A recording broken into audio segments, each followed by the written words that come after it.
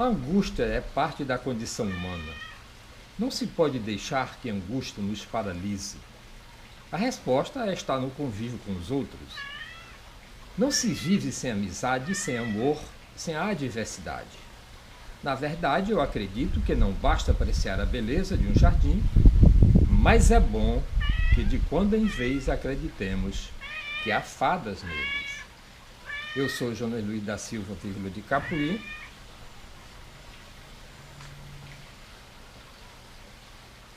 Eu sou professor, autor e designer instrucional em educação à distância de quarta geração, roteirista e produtor cinematográfico.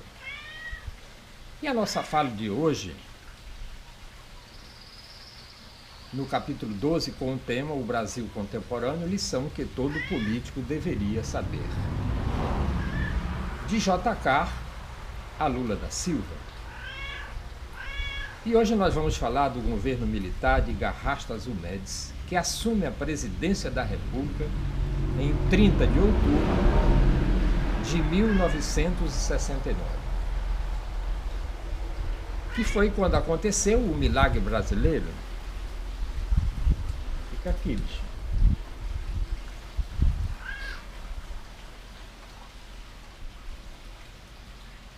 A inflação permaneceu controlada e a economia cresceu em níveis elevados. A euforia tomou conta do mercado financeiro para acelerar o desenvolvimento do país. E o governo investiu pesadamente em diversas obras de impactos, como a construção da Transamazônica e o início da construção da usina hidrelétrica de Itaipu.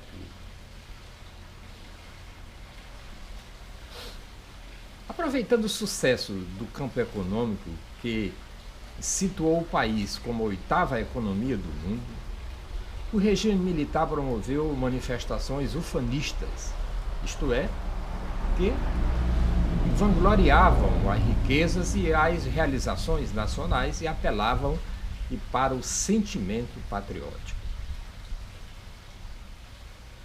O tricampeonato de futebol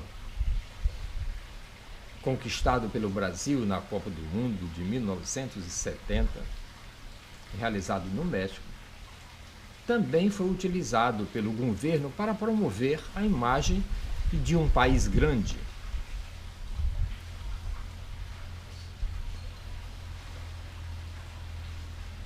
Você viu e que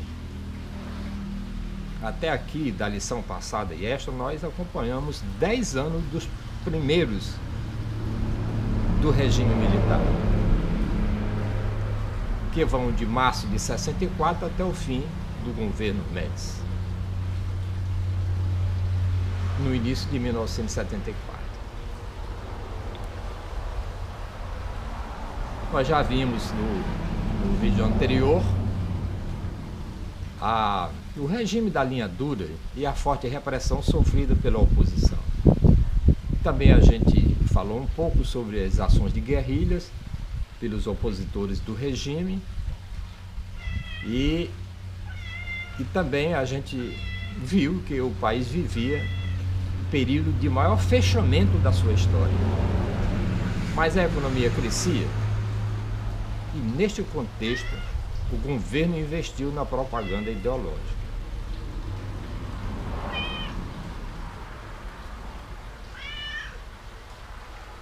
Aí veio a abertura.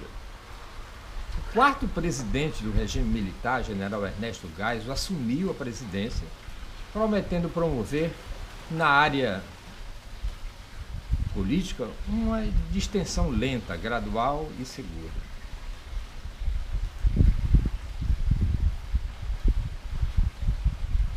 Havia assumido a presidência com a mesma promessa de normalizar politicamente o país.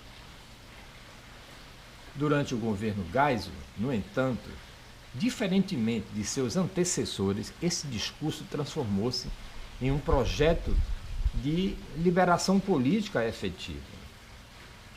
Tal projeto ficou conhecido como a Abertura. Ele representou o início do fim do regime militar. Mas como foi possível essa mudança de rumo? Para responder esta pergunta, nós devemos primeiro perceber que Ernesto Geisel não pertencia à linha dura militar, preponderante nos governos de Costa e Silva e Médici, como a gente viu na lição anterior, que todo político deveria saber. Da mesma forma que seu principal assessor na presidência, o general Goberido Couto Silva, ambos apoiavam as posições mais moderadas de Castelo Branco, opondo-se às medidas mais radicais pregonizadas pela linha dura militar. Ô bichinho, fica aí. É por isso que a seção de Geisel e Goberi marcou o retorno do poder dos remanescentes do grupo castelista, ou seja, do grupo alinhado a Castelo Branco. Que é, meu amor? E para levar adiante o projeto de abertura, torna-se necessário vencer a resistência da linha dura militar. Isso era importantíssimo para continuar localizada principalmente nos órgãos de informação e repressão. Mas ainda na lição anterior, que nós publicamos ontem, e foram ganhando grande poder e autonomia no interior do regime militar. Recuperar o controle efetivo sobre a área repressiva se tornou, desta forma, a principal tarefa dos partidários da abertura.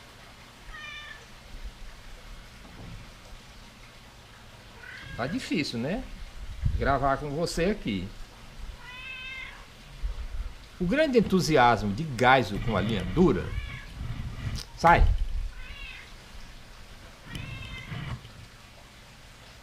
O primeiro grande enfrentamento de Geisel com a linha dura ocorreu em outubro de 1975, após a morte do jornalista Vladimir Herzog, em dependência do DOI-CODES do 2º Exército em São Paulo, como você lembra. A morte de Herzog, ocorrida durante violenta sessão de tortura, foi divulgada como tendo sido suicídio por enforcamento. Já que Herzog era judeu, foi realizado um culto ecumênico celebrado por Dom Paulo Evaristo Arnes, da Igreja Católica, pelo rabino Henry Sobel, da Igreja Israelita, e pelo pastor Jaime White, da Igreja Evangélica.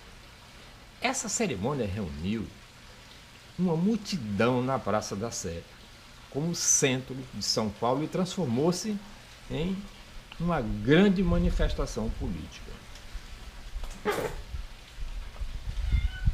Poucos meses depois, em janeiro de 1976, o operário Manuel Fiel Filho também foi morto nas dependências do DOI-CODE de São Paulo, nas mesmas condições. Mais uma vez, a versão oficial foi de enforcamento, mas o presidente Geisel agiu rápido, exonerando o comandante do 2º Exército. Era claro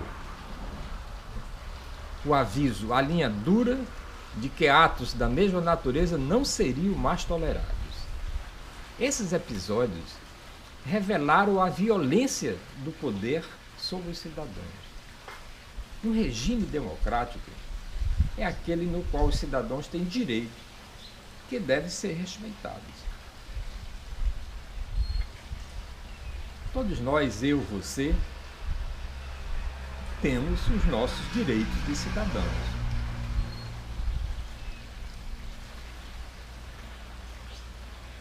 Mas ele não era levado muito em consideração pelo regime militar. Se você quiser saber um pouco mais sobre isso, basta você consultar. Dê uma estudada. Compare que foi um período muito de enfrentamento decisivo com a alinhadura do gás, e eu recomendo mais uma vez o livro de Hélio Gaspari e sobre o poder militar. São 3 livros. O ministro da Guerra, general Silvio Frota, ficou conhecido por sua atuação no combate ao comunismo e à subversão. Seus pronunciamentos e relatórios desses temas sempre apareciam, e neles Frota chegou mesmo a criticar a orientação do governo. E botaram na cabeça que comunista comia menininho, né? Assim como ocorrera no governo Castelo Branco, os militares mais radicais passaram a se reunir em torno do ministro da Guerra. O general Frota se tornou provável candidato à sucessão contra a vontade do próprio presidente Geisel. Dessa vez, no entanto, a história não se repetiria. Geisel demitiu Frota no dia 12 de outubro de 1977, alegando que as diferenças de opinião entre os dois quanto à orientação política do governo haviam chegado ao limite. Apesar de alguns militares mais radicais e terem se disposto a contestar a demissão de Frota, a maioria do alto comando do Exército acabou ficando ao lado do presidente Geisel. Com isso, na área militar, o caminho para a abertura ficou livre. A crise econômica, em diversas ocasiões, a liberação política do governo Geisel usou os instrumentos autoritários, como a censura e o AI-5. O governo procurava deixar claro que pretendia manter o controle sobre o processo de abertura. Em abril de 1977, por exemplo, após o Congresso ter se recusado a aprovar um projeto de reforma do Poder Judiciário elaborado pelo governo, Geisel chegou, fechou o Congresso por 2 semanas. E nesse período baixou uma série de medidas que ficaram conhecidas como o Pacote de Abril. Pense no poder de um governo. Fecha o Congresso ao arrepio da lei para aprovar suas medidas. Tais medidas destinavam-se principalmente a garantir a maioria do partido do governo, a Arena, sobre o partido de oposição, o MDB, que vinha apresentando considerável crescimento eleitoral. Quando Geisel assumiu a presidência, os anos do milagre econômico haviam ficado para trás e o país começava a viver um longo período de crise econômica. O mundo inteiro sofrera nos finais de 1973 e com o impacto do aumento do preço do petróleo determinado pelos países produtores. Essa crise do petróleo também atingiu profundamente o Brasil, que importava mais de 80% do petróleo que consumia. Apesar disso, o governo procurou evitar o recesso apostando no crescimento.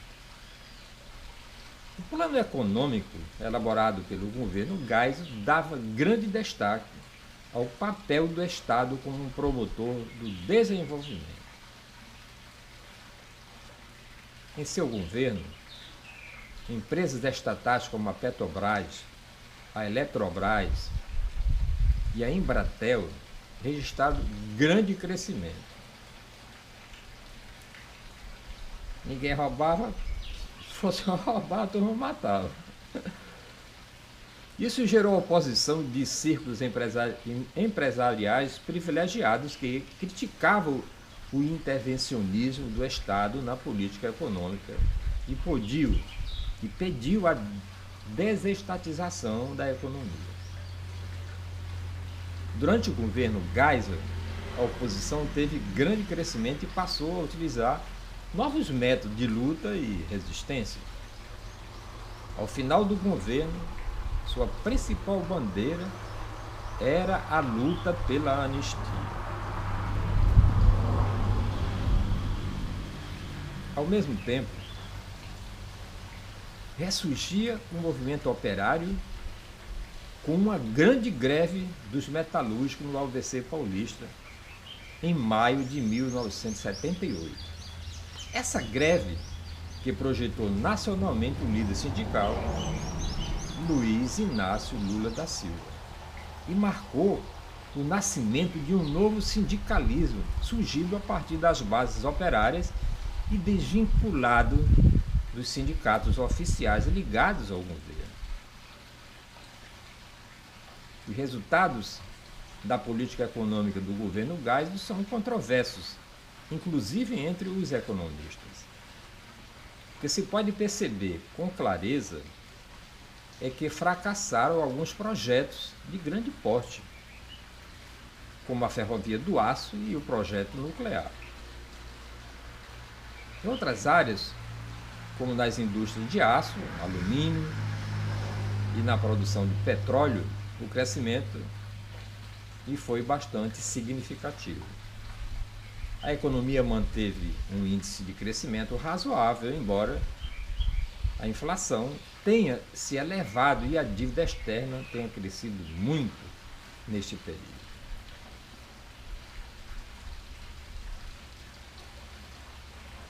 Aí vem o governo Figueiredo,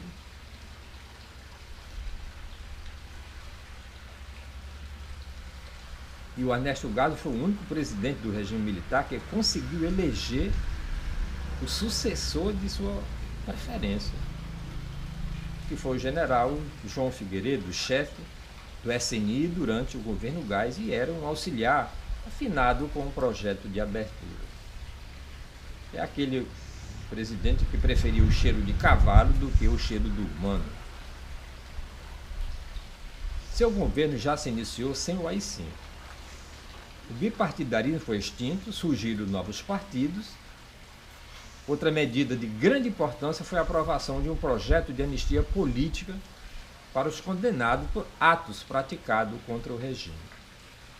Os responsáveis e pela repressão aos presos também foram perdoados, anistiados por essa medida. No entanto, o governo Figueiredo teve seu início marcado por diversos atos de terroristas de direita. Era principalmente atentados à bomba contra pessoas e organizações ligadas à defesa da democracia e contra bancas de jornal que vendiam publicações de esquerda. Imagina! A escalada terrorista culminou no chamado caso Rio Centro. Em 30 de abril de 1981, durante a realização de um festival de música no Centro de Convenções do Rio Centro, no Rio de Janeiro, uma bomba explodiu acidentalmente em um carro ocupado por 2 militares, matando um e ferindo gravemente o outro. A versão oficial distorceu os fatos, procurando caracterizar os 2 militares como vítimas de um atentado e não como terroristas.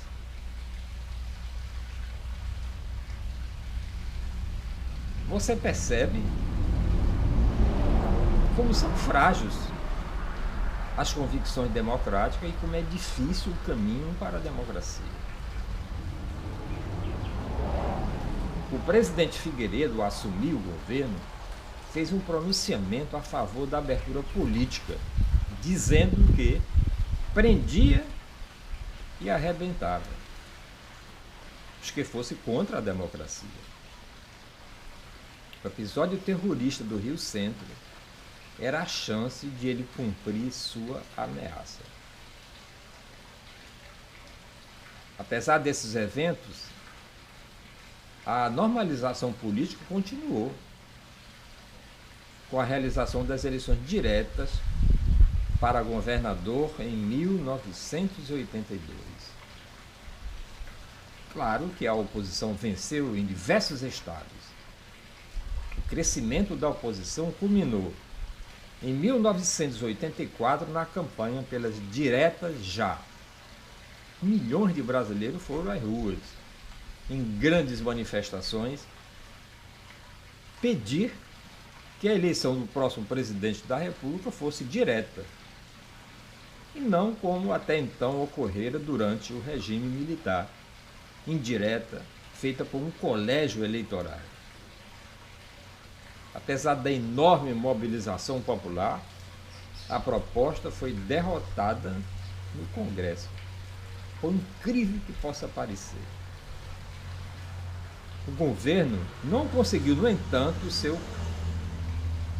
que seu candidato, Paulo Maluf, vencesse as eleições. Dissidentes do PDS, o novo partido do governo, formaram a Frente Liberal. Esta se uniu ao PMDB, o maior partido de oposição, e criaram a Frente Democrática. O seu candidato, o ex-governador de Minas Gerais, Tancredo Neves, foi vitorioso. E com isso chegava ao fim o regime militar. As últimas lições que nós tratamos do governo militar, a gente percebeu que a sociedade foi perdendo sua liberdade de manifestação política. Mas a sociedade persistia. Ela dava mostra de sua vitalidade na cultura, nas artes e na música. Então, hoje nós ficamos por aqui. E amanhã nós vamos falar sobre a revolução dos costumes. Desta série, a lição que todo político deveria saber. Eu sou Jonas Luiz da Silva Vieira de Capuí. Peço para você assinar o nosso canal no YouTube e recomende para um amigo. É muito importante que você se intere deste momento que nós estamos chegando agora no Brasil. Com essa quantidade de políticos envolvidos em corrupção. E quando a gente fala em político, a gente não fala em um ou dois.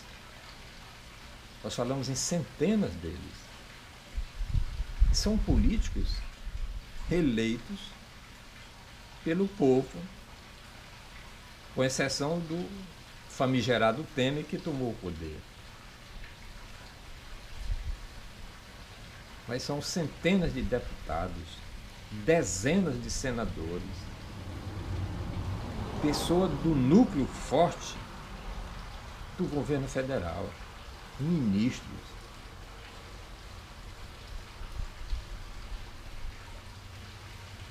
E nós, outros, sofrendo a vergonha de ver o nosso país enxovalhado pela mídia internacional. Um crescimento econômico que está lá embaixo porque nenhum grande empresário de vergonha tem certeza de que as coisas irão melhorar. Um país tão lindo, tão grande, tão maravilhoso, tão forte. Tudo que se planta dá.